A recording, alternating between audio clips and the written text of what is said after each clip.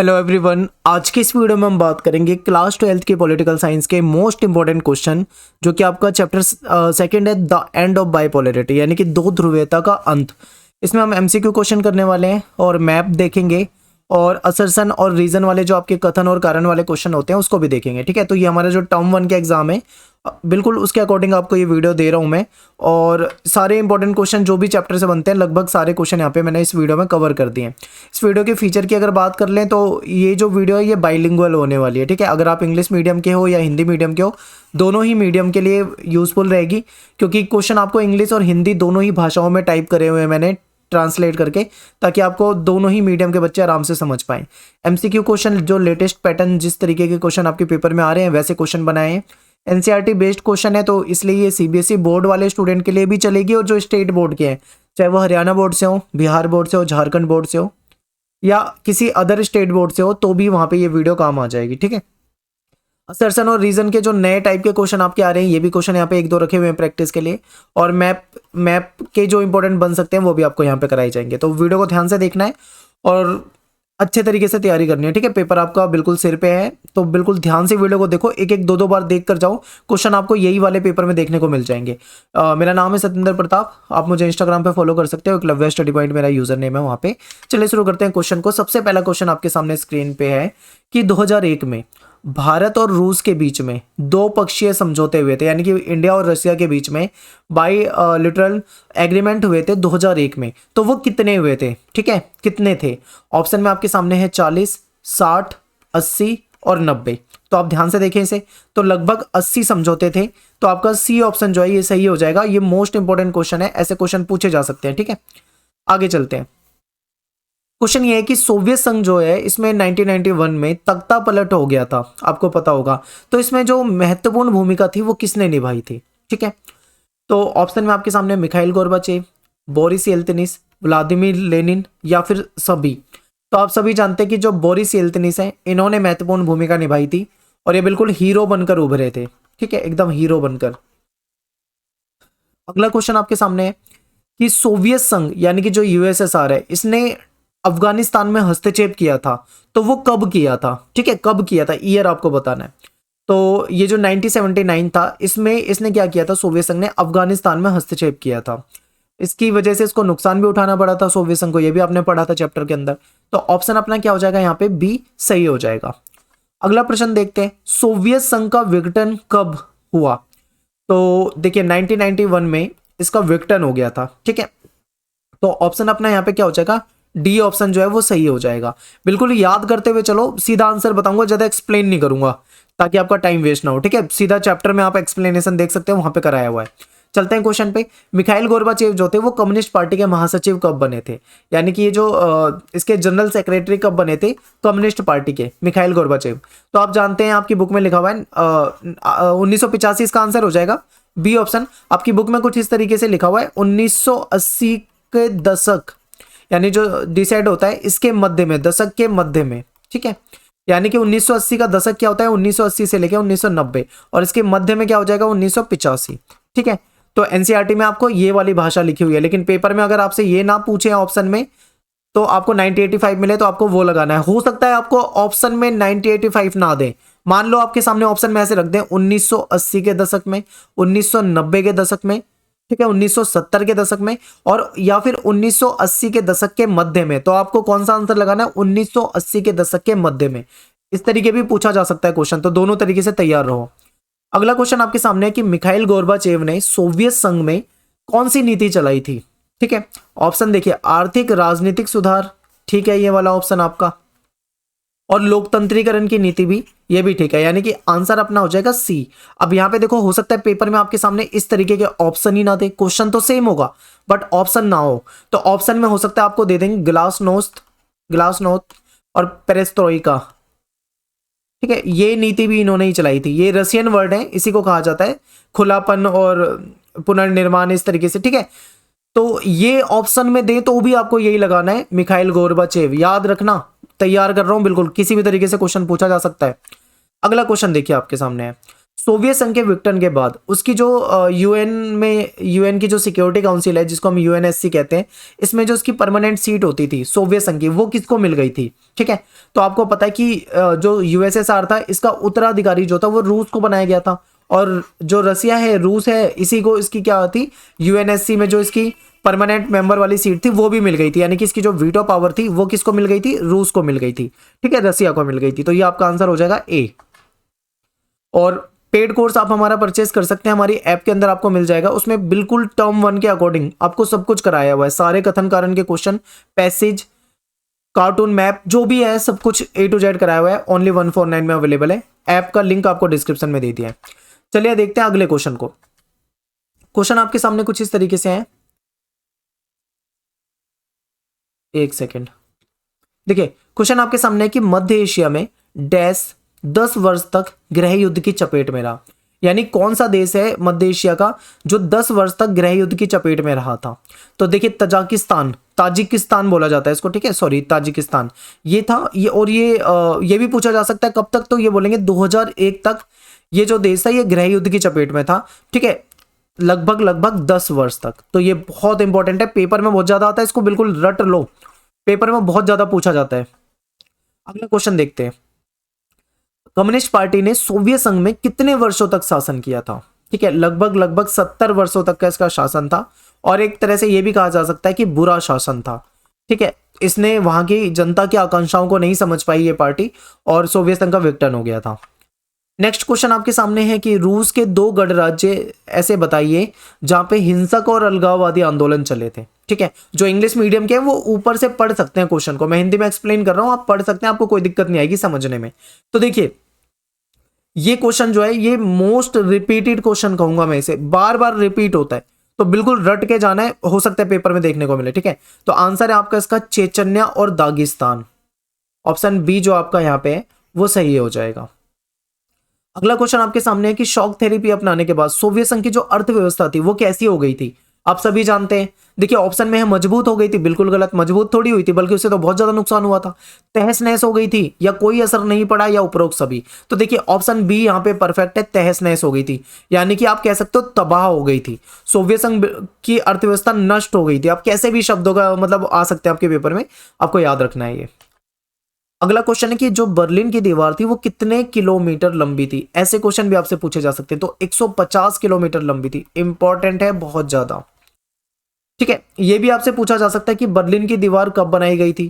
तो 1961 में बनाई गई थी। ये भी पूछा जा सकता है कब गिराई गई थी? तो 9 नवंबर 1989 में, यानी 1989 को गिराई गई थी। तीनों चारों चीजों इसके बारे में आपको याद रखनी है। ठीक है, क्वेश्चन अगला है कि 1991 के बाद कई प्रांतों में टूट गया था, डैश दे रखा है, यानी कि कौन सा देश इनमें से है जो 1991 के बाद बहुत सारे प्रांतों में टूट गया था? ठीक है, तो युगोस्लाविया जो है ये कई प्रांतों में टूट गया था। ऑप्शन बी अपना क्या हो जाएगा यहाँ पे, सही हो जाएगा। अगला क्वेश्चन देखते हैं। सोवियत संघ के विघटन के बाद सोवियत संघ के देशों ने डैश व्यवस्था को अपनाया, कौन सी व्यवस्था को अपनाया? Socialism, communism, shock therapy, none of these, यानी कि समाजवाद, साम्यवाद या शॉक थेरेपी, या इनमें से कोई नहीं। तो इन्होंने शॉक थेरेपी की व्यवस्था को अपनाया था, और ये सोच के अपनाया था कि इससे इनकी अर्थव्यवस्था ठीक हो जाएगी। ठीक है, यानी कि ये जो साम्यवाद को छोड़ के पूंजीवाद की तरफ जा रहे थे, शॉक थेरेपी के मॉडल को अपना रहे थे, ये सोचा था कि सब कुछ अच्छा हो जाएगा, लेकिन बिल्कुल उल्टा हो गया, सब कुछ तहस नहस हो गया। ठीक है, ये याद रखना। नेक्स्ट क्वेश्चन है कि निम्न में से कौन सा सोवियत संघ के विघटन का कारण नहीं है? बताइए। ऑप्शन देखिए, संस्थाओं की अंदरूनी कमजोरी, आवागमन की सुविधा, हथियारों की होड़, या साम्यवादी तानाशाही शासन। अब देखिए यहाँ पे बात कर रहे हैं विघटन का कारण नहीं है, यानी विघटन का कारण जो होगा वो नेगेटिव पॉइंट होगा, और कारण जो नहीं होगा वो पॉजिटिव होगा।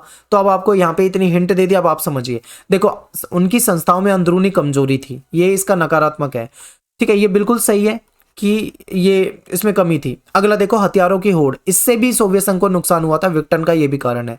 साम्यवादी तानाशाही शासन था, ये भी आप कह सकते हो कारण है। लेकिन ये जो बी पॉइंट है ना, ये सही नहीं है आपका, और यही तो आपको पहचानना था कौन सा कारण नहीं है, बी कारण नहीं है, क्योंकि आवागमन की सुविधा तो एक अच्छी बात है ना।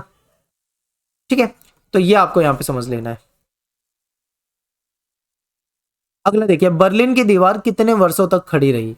ऑप्शन है 25 वर्ष तक, 28 वर्ष तक, 38 वर्ष तक, या फिर 35 वर्ष तक, तो ये 28 वर्ष तक।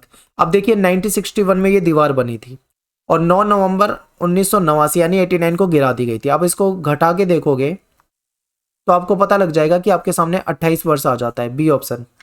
अगला क्वेश्चन है कि बर्लिन की दीवार को किसने गिराया था?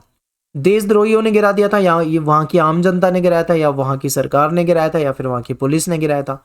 तो वहां की जो पब्लिक थी, आम जनता थी, उसके द्वारा इसको गिरा दिया गया था। ठीक है, अगला क्वेश्चन देखिए, अमेरिका जो है वो कौन सी विचारधारा का समर्थक है?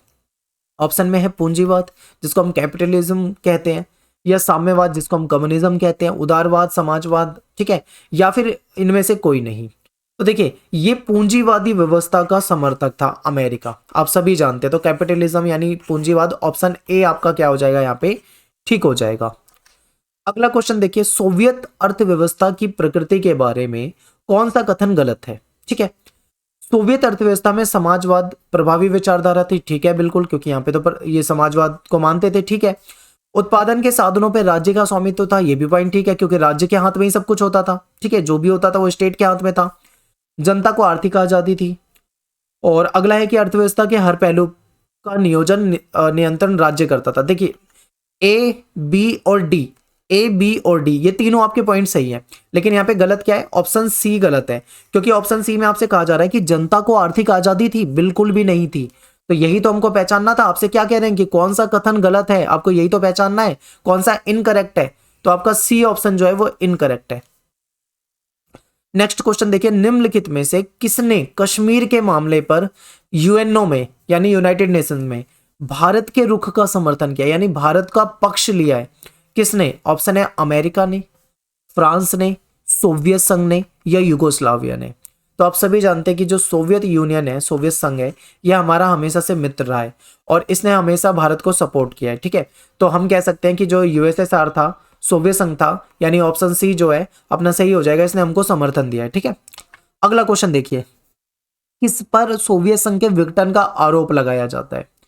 ऑप्शन है Vladimir Lenin, Joseph Stalin, Leonid Brezhnev, या बोरिस येल्त्सिन। तो देखिए यहाँ पे ऑप्शन को ध्यान में देख के आपको बोरिस येल्त्सिन ही रहेगा, क्योंकि देखिए ये क्या था, इन्होंने नायक की भूमिका निभाई थी, मिखाइल गोर्बाचेव के खिलाफ हो गए थे और इसके विघटन में नायक की भूमिका इन्होंने निभाई थी। तो आरोप भी इन्हीं पे लगाया जाएगा एक तरह से।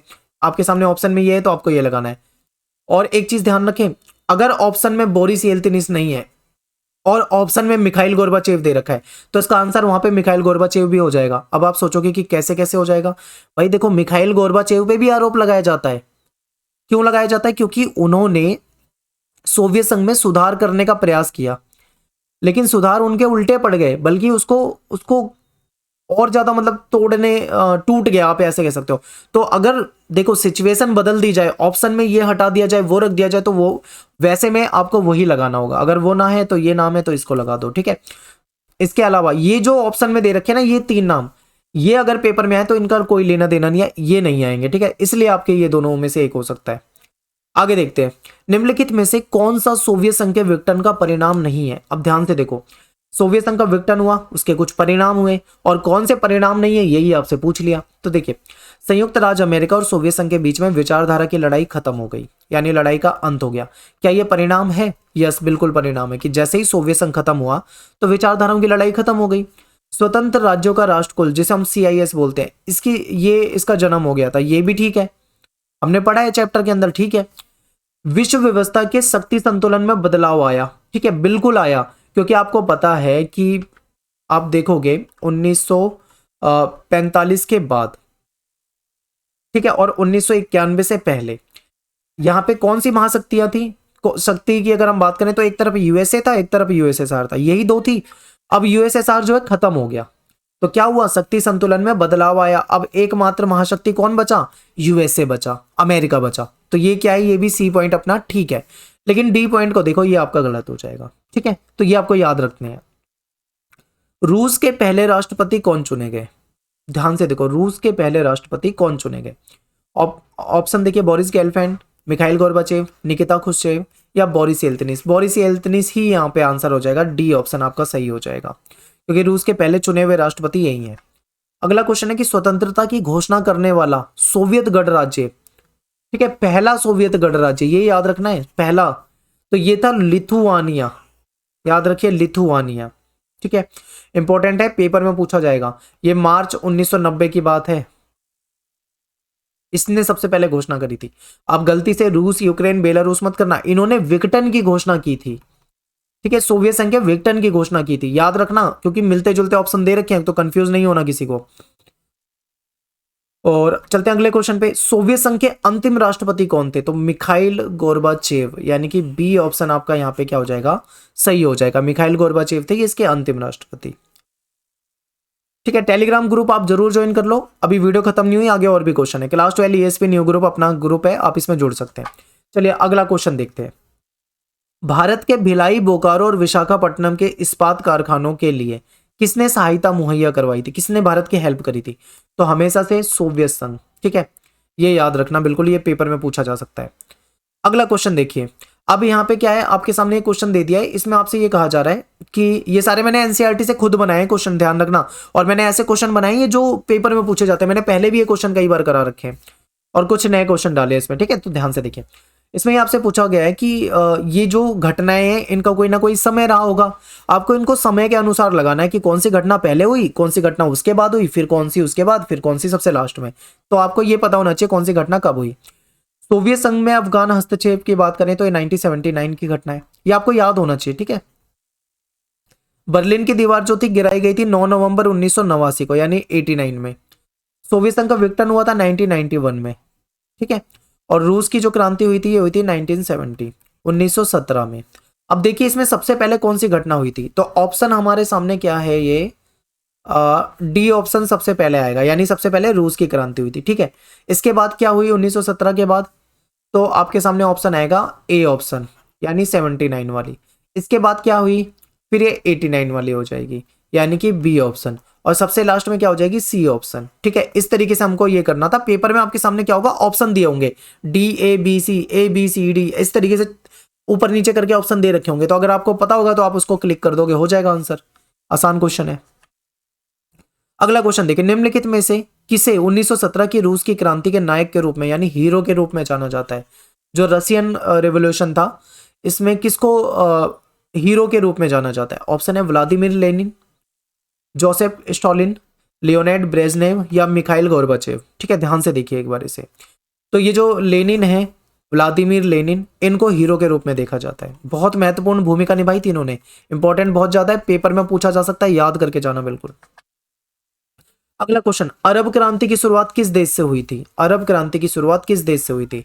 ऑप्शन है जॉर्डन से, इजराइल से, सऊदी अरब से या ट्यूनेशिया से। तो ये देखिए अरब स्प्रिंग जो है ट्यूनेशिया से शुरुआत हुई थी, ठीक है। बहुत ही आसान क्वेश्चन है और पेपर में पूछा जा सकता है, क्योंकि आपका न्यू टॉपिक है, पहले आपको एनसीईआरटी में नहीं मिलेगा, ये आपके ऐड हुए वाले टॉपिक है, ठीक है। अब यहाँ पे देखिए मैप है, मैप में एक क्वेश्चन आपके सामने रख दिया कि अरब क्रांति की शुरुआत किस देश से हुई, अभी जस्ट आपको बताया ट्यूनेशिया से।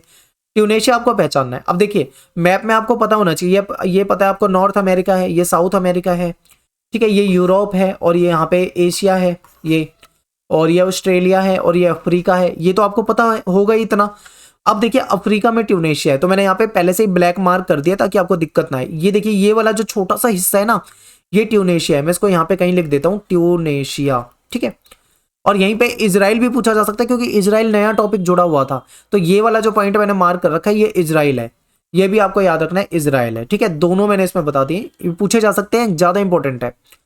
आगे देखते हैं, अरब क्रांति किस मुद्दे के खिलाफ हुई? अब देखिए यहाँ पे क्वेश्चन क्वेश्चन सेम क्वेश्चन की लैंग्वेज को थोड़ा सा चेंज कर देंगे तो इसका आंसर बदल जाएंगे। अब देखिए क्वेश्चन को ध्यान से पढ़ो, अरब क्रांति किस मुद्दे के खिलाफ शुरू हुई? तानाशाही, भ्रष्टाचार, बेरोजगारी, गरीबी, उपरोक्त सभी। यहां पे ऐसा क्वेश्चन आता है तो आंसर आपका हो जाएगा उपरोक्त सभी, क्योंकि सारे ही मुद्दे थे, तानाशाही भी थी, भ्रष्टाचार भी था, बेरोजगारी भी थी, गरीबी भी थी, उनके साथ गलत बर्ताव होता था, भेदभाव होता, कई तरह की चीजें थी यहाँ पे, तो ये सारे पॉइंट आ जाएंगे, ठीक है। लेकिन अब मान लो यहां पे क्वेश्चन ऐसे आ जाए, अरब क्रांति का तात्कालिक कारण क्या था, यानी जो बिल्कुल जो वो आपने घटना पढ़ी होगी ना चैप्टर में, मैंने आपको बताया था कि उसने मोहम्मद बाऊजी जी ने अपने आप को आग लगा ली थी, उसके बाद फिर वीडियो वायरल हो गई थी और फिर धीरे धीरे क्या हुआ, ये एक क्रांति का रूप ले लिया, एक बहुत बड़ा आंदोलन हो गया ये। तो ये आपने पढ़ा था चैप्टर में, तात्कालिक कारण पूछे तो उसमें फिर तानाशाही वगैरह आ जाएगा, ठीक है। तो वहां पे आंसर जो है थोड़ा अलग हो जाएगा। क्वेश्चन की लैंग्वेज को समझो, बहुत सारे बच्चे मतलब पेपर में नहीं समझ पाते हैं और कुछ गलत टिक कर देते हैं, तो इस तरह से ध्यान देना, क्वेश्चन को बहुत ध्यान से पढ़ना 2-2 बार, तब उसका आंसर को टिक करना, ये याद रखो। खाड़ी युद्ध जो गल्फ वॉर है, किसके डैश के नाम से भी जाना जाता है, ठीक है। तो जो यहाँ पे वैसे प्रथम खाड़ी युद्ध आता तो ज्यादा सही रहता, ऑप्शन में टाइप करना मैं भूल गया हूँ। जो प्रथम खाड़ी युद्ध था इसको वीडियो गेम वॉर के नाम से भी जाना जाता है, ठीक है। जो पहला खाड़ी युद्ध था इसको वीडियो गेम वॉर के नाम से भी जाना जाता है, ठीक है। तो यहाँ पे देखिए यहाँ पे क्वेश्चन में थोड़ी सी टाइपिंग की मिस्टेक है, माफी चाहता हूं मैं। देखिए ऑप्शन आपके सामने सही है, पहला खाड़ी युद्ध।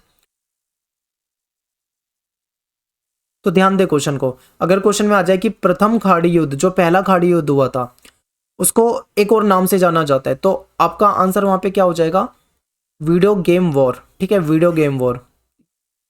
अब चलते हैं अगले क्वेश्चन पे, थोड़ी सी टाइपिंग की मिस्टेक थी। आगे देखिए, ये जो पहला खाड़ी युद्ध हुआ था ना, इसमें एक ऑपरेशन चलाया गया था, उस ऑपरेशन का नाम था ऑपरेशन डेजर्ट स्टॉर्म। अगर आपने चैप्टर पढ़ा हो तो आपको पता होगा। देखो अब ऑपरेशन डेजर्ट स्टॉर्म को मैंने यहाँ पे डाल दिया क्वेश्चन में, और आपसे पूछ लिया कि ऑपरेशन जो डेजर्ट स्टॉर्म है ये किससे संबंधित है, तो सीधा सीधा आपको पता लग जाएगा ना कि प्रथम खाड़ी युद्ध से संबंधित है। यानी मैंने क्वेश्चन को ही तो घुमा दिया थोड़ा सा, तो बस सीधा सीधा आंसर आपका यहाँ पे हो जाएगा प्रथम खाड़ी युद्ध। प्रथम खाड़ी युद्ध से रिलेटेड है ऑपरेशन डेजर्ट स्टॉर्म, क्योंकि इस खाड़ी युद्ध में ही ये ऑपरेशन चलाया गया था, ठीक है। और प्रथम खाड़ी युद्ध को ही हम वीडियो गेम वॉर के नाम से भी जानते हैं, एक और नाम है इसका, ठीक है। तो ये भी आपको याद रखना है। अब आपके सामने क्वेश्चन है कथन और कारण वाला। क्वेश्चन को बहुत ध्यान से देखो, असर्शन और रीजन। मैं आपको हिंदी में भी बता दूंगा, मैंने हिंदी में अलग से टाइप कर दिया, ठीक है। ये आपके सामने हिंदी में है, पहले हम इसको देख लेते हैं। ध्यान से एक बार देख लो, जो भी इंग्लिश मीडियम वाले हैं, एक बार असर्शन को देख लो, एक बार रीजन को देख लो। मैं आपको हिंदी में बता देता हूँ यहाँ पे क्या पूछा जा रहा है।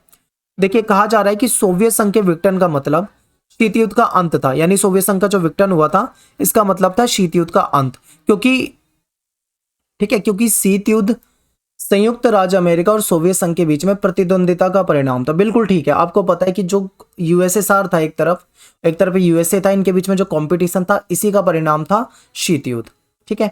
और सोवियत संघ के विघटन का मतलब था शीत युद्ध का अंत होना। ये बिल्कुल परफेक्ट है, बिल्कुल ठीक है ये। तो यहाँ पे हम क्या बोल देंगे कि जो कथन है हमारा, वो असर्शन जो है वो बिल्कुल ठीक है। इसके रीजन को देख लेते हैं, हिंदी में देख लो एक बार।